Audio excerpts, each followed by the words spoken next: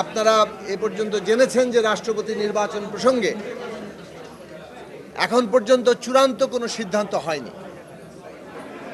তবে এইটুকু জায়গা হয়েছে যে রাষ্ট্রপতি নির্বাচনের ক্ষেত্রে যে বর্তমান পদ্ধতি, সেই বর্তমান পদ্ধতির পরিবর্তন সকলেই চান।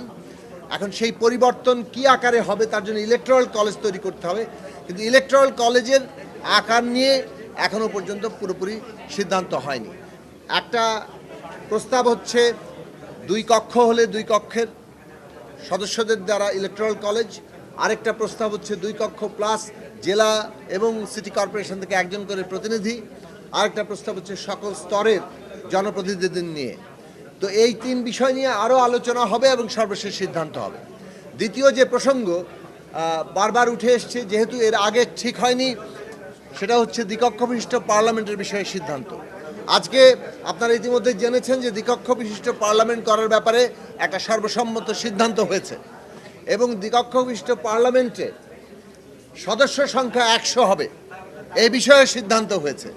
তবে এই দ্বিকক্ষ বিশিষ্ট পার্লামেন্টের গঠন কিভাবে হবে, এখানে একটা বিরাট অংশের প্রস্তাব, আমাদের প্রস্তাব আছে যে সংখ্যানুপাতিক পদ্ধতিতে, অর্থাৎ মোট প্রাপ্ত ভোটের অনুপাতে এখানে এই দ্বিকক্ষ বিশিষ্ট পার্লামেন্টের 100 সদস্য তারা গঠিত হবেন এবং এই দ্বিকক্ষ বিশিষ্ট পার্লামেন্টের এখতিয়ার কি হবে, সংবিধান সংশোধন সহ বিল পাশ করার ক্ষেত্রে তাদের সেখানে অনুপাত কি হবে এবং তার সাথে নিম্নকক্ষের ক্ষমতার ভারসাম্য কি হবে, এইসব প্রশ্নগুলো এখন পর্যন্ত কোনো মীমাংসা হয়নি।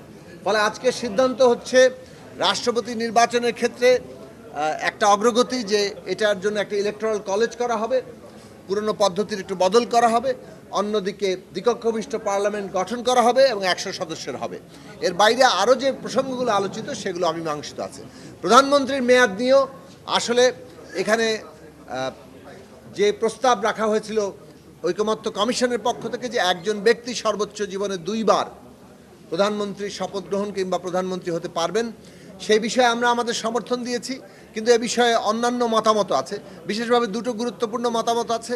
একটা হচ্ছে যে মেয়াদ যদি পূর্ণ না করেন সেক্ষেত্রে 3য়বারের অপশন একটা থাকতে পারে কিনা, আরেকটা হচ্ছে 3 বার মাঝে 1 বার গ্যাপ দিয়ে এইভাবে প্রস্তাব রাখা যায় কিনা।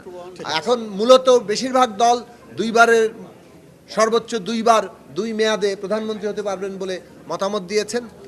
এ বিষয়ে অন্যরা ভিন্ন মত দিয়েছেন, কিন্তু এই বিষয়ে আরও আলাপ আলোচনা হবে আগামী দিনে।